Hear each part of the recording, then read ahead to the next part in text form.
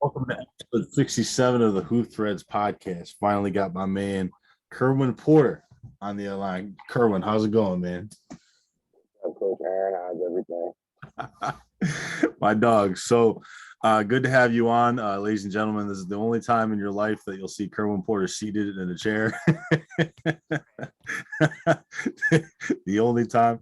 So let's get into it. So talk about being born in Baltimore, raised in Annapolis, Glen Burnie, and your youth teams. What did you learn playing for Coach Wilson?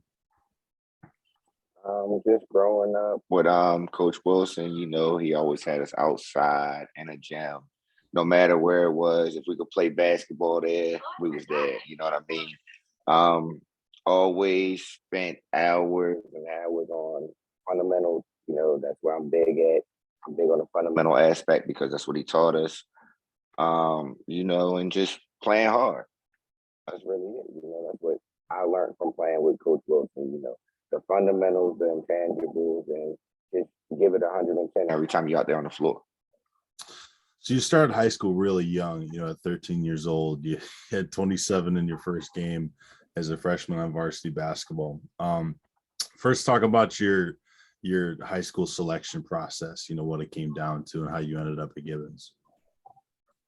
So I ended up at Gibbons because I played with a kid named Alex Franz playing AAU with Maryland Short Shots.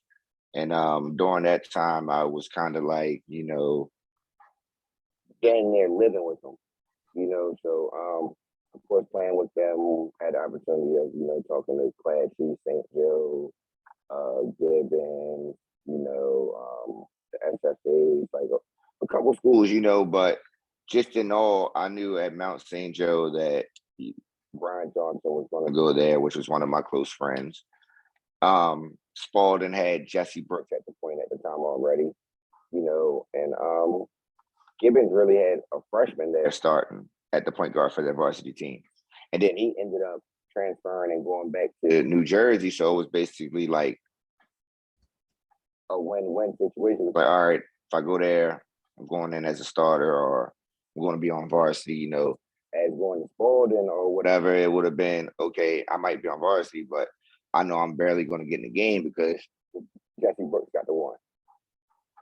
You know what I'm saying? But if I knew what I knew now, I probably try to go to St. Joe with Brian and try to play off the ball. Okay. It didn't really work out at Gibbons. Talk about your transfer to Chesapeake and how that experience impacts the guidance that you give young athletes now. So, some things happened at Gibbons, things didn't go well. So I had to transfer out. So, things didn't go well at Gibbons, so I had to transfer out. With that being said, I transferred to Chesapeake. I already knew the coach at Chesapeake. I had friends at Chesapeake. I was in that area going to middle school, so forth, so on. So I already had the relationships there. So it was basically a done deal. Once the Gibbons thing was done, it was basically like, okay, I'll be at Chesapeake. And with that, that's why I tell my kids nowadays, like, stay focused, stay locked in, and, ask for all the help you can get, because I was one of those kids that never asked for help. I was just, oh, I'll do it when I do it, or I got it. I was one of those kids that never asked for help. Got you. Talk about your AAU experience. You ended up playing some pretty big name players, growing up. I remember I was listening to an interview. They were talking about how your Fighting Irish 16s beat Wayne Ellington. Talk about how that experience with AAU kind of gave you confidence as a player through high school. Well, first we're going to start back with going back to Mr. Wilson for real. Playing with Mr. Wilson, there was a kid there named Jordan Norwood. Jordan Norwood was probably did like 10 years in the NFL. He ended up being an NFL player. Played with the Browns, played with the Broncos, went to Penn State. But the kid was a phenomenal basketball player at a young age. Mr. Wilson used to put me in the gym with him. He used to bust my tail, literally, night in, night out, bust my tail. It made me get better. And then Mr. Wilson used to always, I was an off the ball guy, always used to make me play the point, like Kerwin, run the one, bring the ball up, and moving forward, it just made me more comfortable. I always been an off the ball guy, but as I got older to the age around like 13, I started playing on the ball. And then, with that being said, playing against the players that we play against in the DMV area was rich at that time. It's still rich now, but it was rich as a mug at that time. Yeah. So, just playing against those guys night in and night out, it ain't no off days. You got to bring it every night, and then back then it wasn't too many Nike, Under Armour, Adidas teams. Everybody was basically split up. So you might have 6 to 8 teams in the DMV that's stacked. You know what I'm saying? Like, it's not just, oh, well, these 2 teams in Baltimore are good, and then these 2 teams in DC. No, you got 6 teams in DC, you got 6 teams in Baltimore, and then you got another Anne Arundel County team that's going to pop out. Got you. So I don't know about these days because you always duck in the smoke, but back in the day, you were a bucket. You had a couple 30-point games, had a 40-point game versus Old Mill. How does your style of a play affect the freedom that you let your players play with?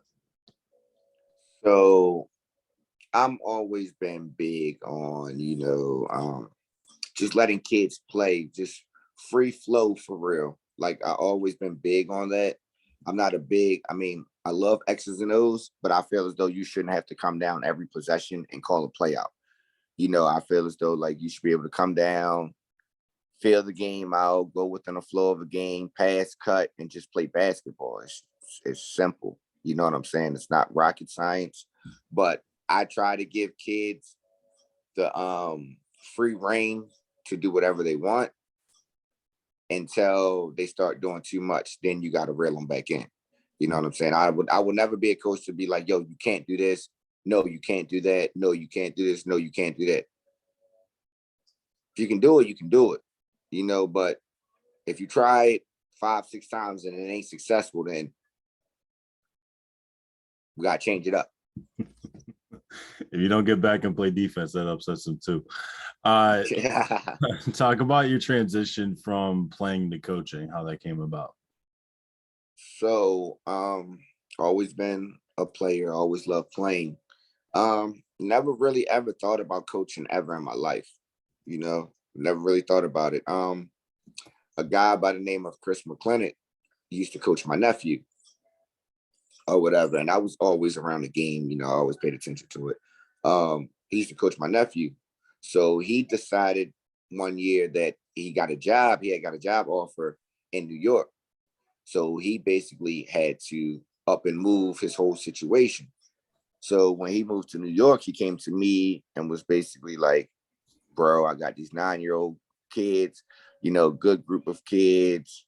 You would love them, blah, blah, blah. I said, bro, like, you ain't even got to talk me into this. I said, I got you. You know what I mean? Without even a hesitation, I'm like, I got you. This was football? What? Yeah, it started with football. Okay. So probably was like 24 at the time, something like that, 25 at the time, and took it and ran with it. I got a lot of backlash from parents and stuff like, oh, well, this guy isn't dedicated. Because at that time I was, 25, living my life, traveling, vacationing, whatever. Parents wasn't really believing in me at the time. Like, this guy's not dedicated. This guy's he's not for the kids, blah, blah, blah. I heard it all. You know what I'm saying? And then, they finally seen me in action and realized like, okay, well, he really took this and ran with it. You know what I'm saying? Like, he really isn't just a guy out here just to coach or, just to fill a spot. No, like, he really is for the kids. So that's how I kind of, built my thing from the ground up. Gotcha. How'd you transition from coaching, football to basketball? So, basketball is, let's say, basketball is 10 times easier than what football is. Football, you controlling dang near 22 kids. Basketball court is only 5. You might only got 12 on a team. Football team, you might got 30. You know what I'm saying? So the development in football and just getting kids playing time and so forth, so on, like, that's another animal in itself. But the basketball transition, like, I've been doing basketball, like, I did football my whole life too, but basketball, I've been doing that my whole life, almost at a high level, dang near my whole life.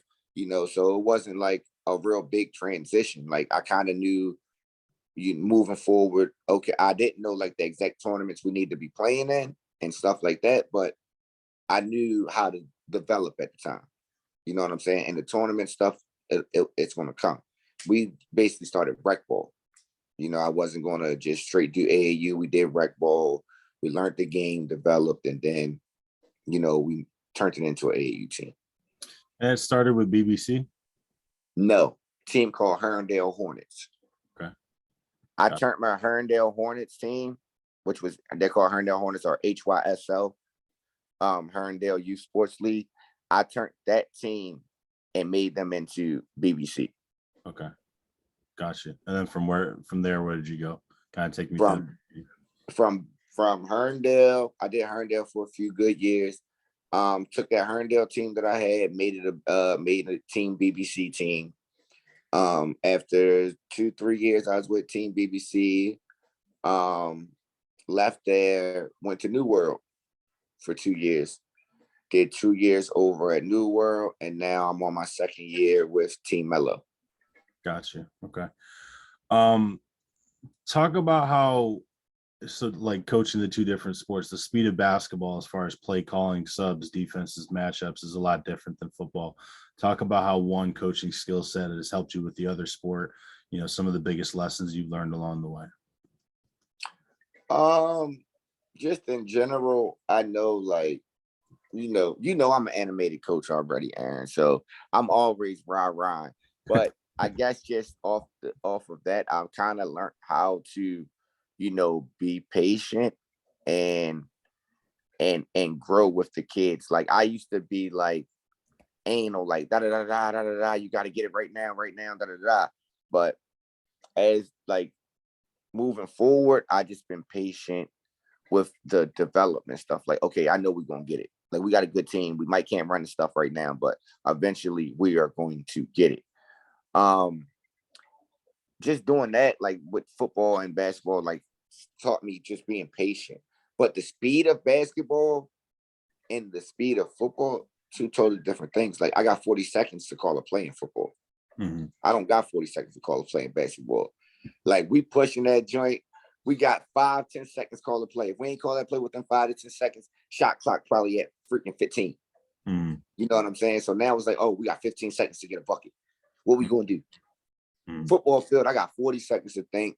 After the play, I get another 40 seconds. It ain't constant up and down. You know what I'm saying? Yeah. Football, you get breaks. And that's the same thing I try to tell kids with like the conditioning thing. Like, they'll come off a football field and be like, I'm conditioned for basketball. No, you're not. You football conditioned. You're not basketball conditioned. It's a totally different beast. Totally different beast. Talk about your own experiences as a young athlete and how that informs your ability to build relationships with kids, because that's a big part of what you do as far as just being a connector with the kids on the court between them and Coach Pratt. Yeah.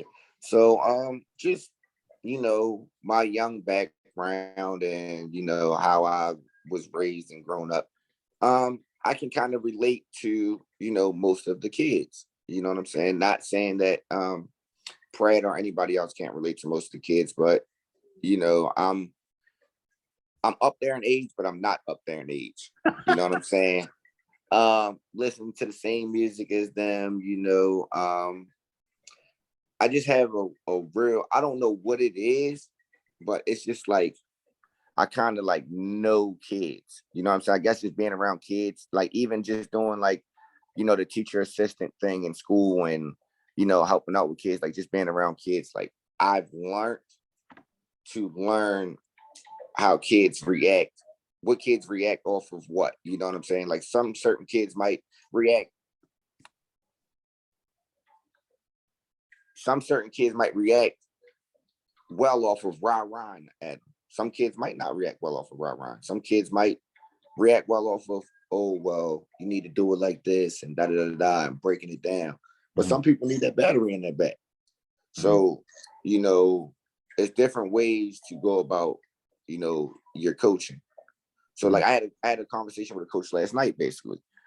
And his big thing was I like to give them tough love. You know what I'm saying? And which I get that. I'm big on a tough love situation. But some kids don't react well to tough love. You know what I mean? So you might lose a kid with tough love. So everything that you do for one kid or another kid, you can't do for the other kid. Simple as that. So, you know, talk about the beginning of your high school coaching career, and, you know, talk about some of the differences between coaching at a private school now versus, you know, coaching at a public school then. So public school. Oof. So, you know, public school, you get what comes in there, you know, it's no recruiting there, you know, and not Southern that I was at was a real good public school. There wasn't a bad public school. Every year I was there, we had a kid go D1 at least, you know, at least one kid go D1 on the team every year at Southern. Excuse me. So it wasn't like it was a bad team. It's just, you know, just kids in general nowadays, like they think they know everything. You know what I mean? Like it's just always, well, I can do this and I can do that. No, it's not how basketball works. You know what I mean? And then like public school, they know it all. When you get to private school, to where as though this like almost is a business at a private school. Like if you're not doing what you're supposed to do, next man is coming in. You know what I'm saying? So that's like the biggest difference with like the public school and the private school. Like public school, you're gonna have what you have, or you're gonna get what you get because of, you know, you can't really recruit. But the private school thing, like you can really recruit. So it's like if this man right here ain't doing what he's supposed to be doing, all right, that's fine. We're gonna find somebody else next year to come in and do what you don't want to do. As simple as that. You know what I mean? And just athletes, you know what I mean? Like no disrespect to public schools, but you know, you have those public schools that are good, that have the great athletes, but then you have those public schools that are just like, you know what I'm saying? You got them in private schools too. But majority of the time, you know, private schools are going to get the pick of the litter. A lot of it has to do with the class size too, and, you know, how big the school is as School well. age, yeah. A lot of the more, you know, rural schools can be a little bit more difficult. So, Yeah. you know, I'm gonna tell you to put your recruiting hat on and talk about Spalding basketball. Talk about, you know, what the typical player looks like, what the student athlete looks like, the style of play, the culture, you know, Coach Pratt's coaching style. You know, talk about Spalding. So I'm gonna say a Spalding kid, basically hard-nosed kid.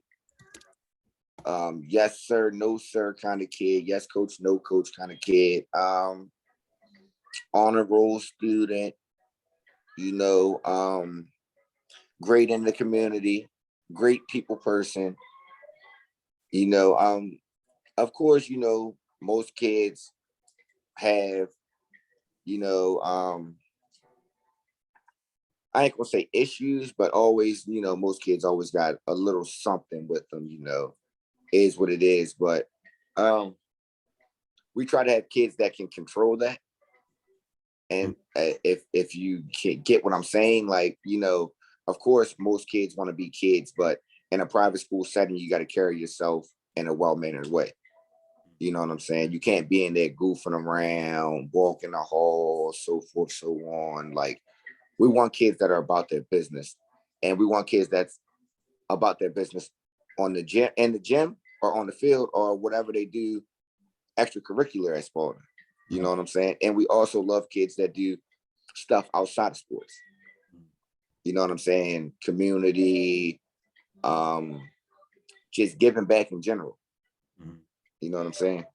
Talk about the style of play for the team, the culture, how Coach Pratt likes to coach and kind of some on-court stuff. Um, I feel as though like we like to play fast, you know what I mean? Of course, we got our sets that we run, but all in all, we like to give the kids free reign, play a little 4 out, 5 out, free flow basketball, let them play on the break a lot, you know what I'm saying? But of course, when you get to the half court style, you gotta have them sets, you gotta be able to run that stuff.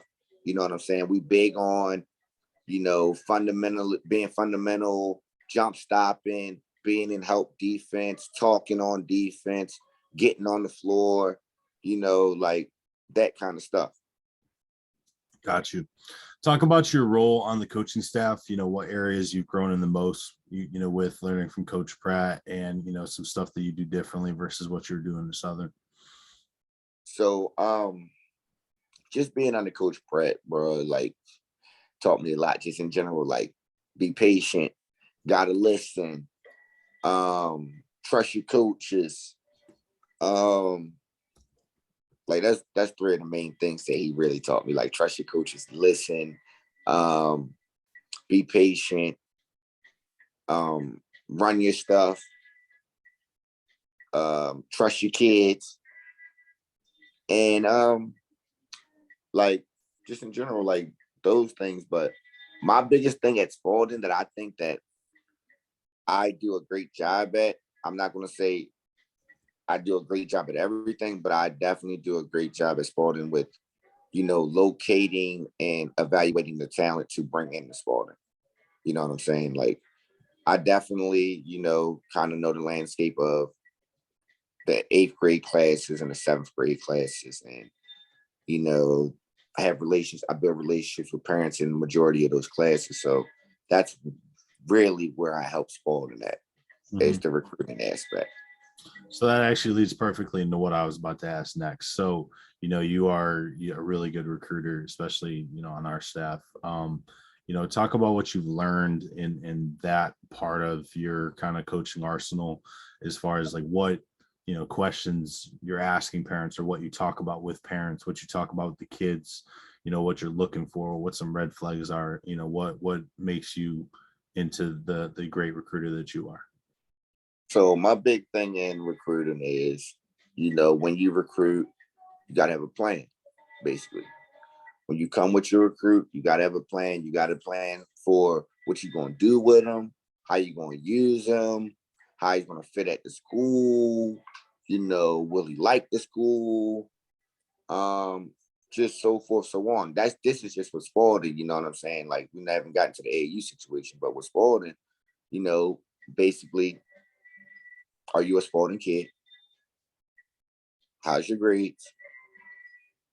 When we communicate, when we talk, are you looking at me, staring at me? How you play on the court? You play hard. You playing team basketball, so forth, so on. But like when I talk to kids, it's basically like I keep it real with them. Like, I'll see you as a varsity player. I see you as a JV player. Most parents want to hear the real. Don't give them the bull and tell him, oh, he's going to be on varsity, he's going to be starting, he's going to be doing this and doing that. And then he get to the school and he's not doing that. That's going to cause for transferring. Mm-hmm. You know what I mean? So I try to give most parents, the real, and basically tell them off the jump, this is what it's going to be. This is how it's going to be with me.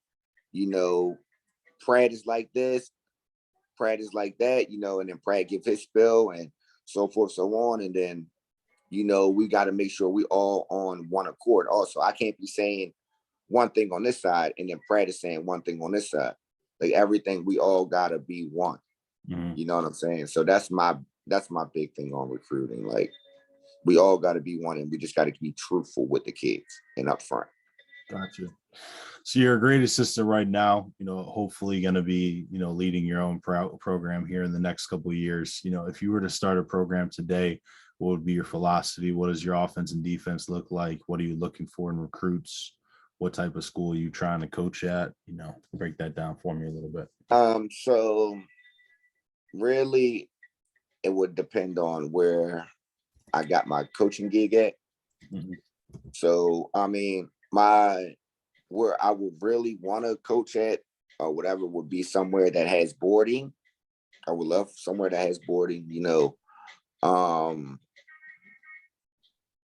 great financial assistance, you know what I'm saying? But I get it. Some schools might not have that, but you got to do what you got to do. Mhm. Um, but you know me, I'm a fast-paced kind of guy, push the ball, full court press you, run and jump. I don't believe in zones that much, but if we got to go zone, we'll go zone. But Hey, you're I gonna be hate a zone. believer this year. I'm telling you that much. Oh, facts. I don't care what KP talking about. We Facts. were in a whole lot of zone this year. Facts. No, that's facts. That's facts. That's facts. But yeah, I'm not big on the zone principle. You know what I mean? I'm big on man principle. If you can play man, you can play zone. You know what I'm saying? Gotcha. That's my thing. So let's talk about your start with Melo coaching the eighth grade mid hoops team. Talk about what coaching with them has been to you and how it's been and what you see your future there looking like. So last year I was with the eighth grade Melo team. In the winter we was phenomenal. You know what I'm saying? Winter we had a phenomenal team. Got to the spring, summer, a lot of things broke up. Basically had a new team in the spring, summer from what we did in the winter. You know what I'm saying? But it kind of stepped us back a little bit, but we still competed and played with the top teams in the country. You know what I'm saying? So like this first year with Melo was I would say a great year, but it just wasn't, how can I say, it just wasn't, start to finish wasn't what I expected. Yeah. If I could say that. It wasn't what I expected. Yeah. You know what I'm saying? I figured it would be a little bit better at the end, but we was having basically turnaround. First year director, you know what I'm saying? We had a new director this year. Basically a whole new staff at Melo. Everything was brand new this year. So basically this year was the first year for the new generation of Team Melo. You know what I'm saying? So basically, we're here. So we're trying to go here every year. You know what I'm saying? We're trying to progress every year. You know what I'm saying? So I get it. First year, it was some trials and errors and stuff like that. But moving forward, I think Melo is going to be, no disrespect to y'all, but the premier AAU program in Baltimore and one of the premier programs in the country and DMV. Sir. Moving forward. Yes, sir. All right. So talk about some misconception of AAU and high school coaches, from the outside that they may not understand about, people like us.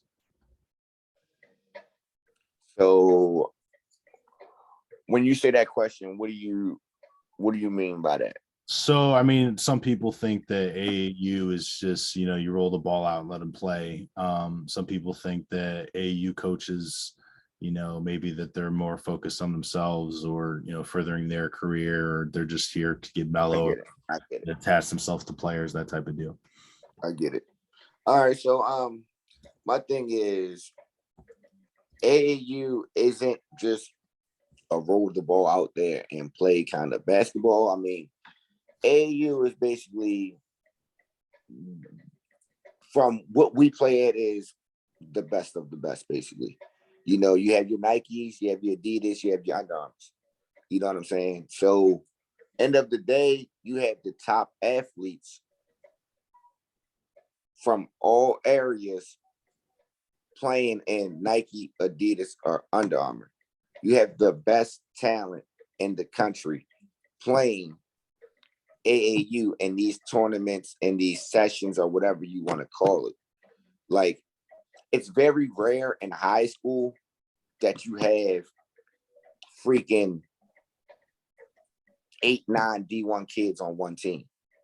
You know what I'm saying? Like, of course, the IMGs or the Montverds and stuff like that are built off of Nike and stuff like that, of course they're gonna have the 7, 8, 9 D1 kids, but most high schools don't have that. Mm-hmm. But the premier AAU programs, they have that. Mm. So high school, it takes very more technical stuff because high school, you're there every day with kids. You're developing, you're